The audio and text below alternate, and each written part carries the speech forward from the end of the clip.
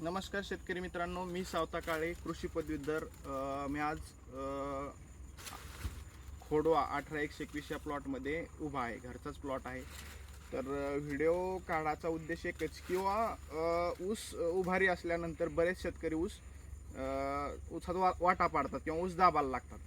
तर बऱ्याच जणांना विचारलं तर ऊस का दाबतात, तर सगळ्यांचं उत्तर येते किंवा ऊस पडत नाही किंवा मग डुकरं कमी लागतात, असं बऱ्याच जणांचं उत्तर येते. तर ऊस दाबल्यानंतर बऱ्याच ठिकाणी बरेच शेतकरी ऊसाचा खोपा तयार करतात. तर खोपा तयार केल्यानंतर मधल्या ज्या दोन सऱ्या आहेत त्या दोन सऱ्याला ऊन भेटत नाही आहे, ऑक्सिजन भेटत नाही आहे, किंवा मग त्याचा आपटेक होत नाही जसा पाहिजे तसा.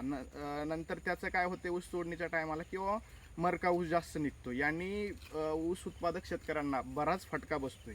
तर आज तुम्ही या प्लॉटमध्ये आलेले आहेत. तर या प्लॉटमध्ये कोणत्याच ठिकाणी ऊस दाबलेला नाही आहे. जसा पडन तसा ऊस वाढला की ऊस 100% पडणार आहे. आणि म्हण आहे, म्हणजे अशी पण एक मराठीत म्हण आहे, किंवा ऊस पडला की मालक उभा राहतो. याचा अर्थ असा की एवढा ऊस तुमचा पडणार, म्हणजे ज्या शेतकऱ्यांचा ऊस पडला त्या शेतकऱ्यांचा ऊस चांगला आलेला आहे किंवा त्याने चांगली मेहनत केलेली.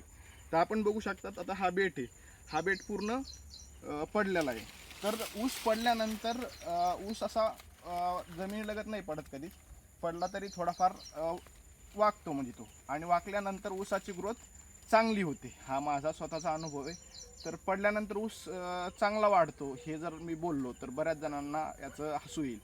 आता तुम्ही बघू शकता की ऊसाला सरळ म्हणजे उभा स्ट्रेट वाढायला खूप अडचण येते. गुरुत्वाकर्षण शक्तीच्या अपोजिट साईडला त्याला वाढण्यासाठी अडचण येते ज्यावेळेस ऊस वाकतो किंवा ज्यावेळेस ऊस पडतो.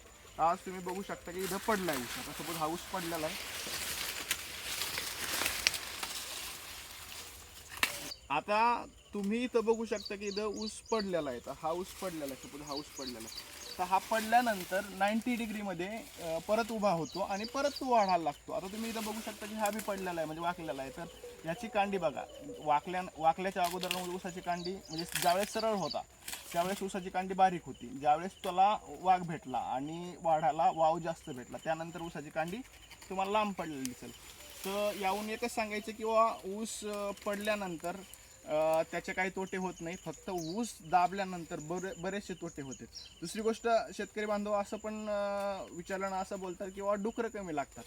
ज्यावेळेस तुमचा ऊस पूर्ण पडल म्हणजे वाकडा तिकडा सरीत पडल, त्यावेळेस डुकराला आतमध्ये जाण्याला खूप अडचण येते. त्यामुळं ऊस पडल्यानंतर डुकरं लागणं पण तुमचं बंद होते. जर व्हिडिओ आवडला असेल तर नक्की लाईक करा, शेअर करा, सबस्क्राईब करा. मी सावता काळे कृषी पदवीधर. माझा मोबाईल नंबर आहे 8600 84 85 06. 4 ते 5 या दरम्यान तुम्ही मला कॉल करू शकतात. धन्यवाद.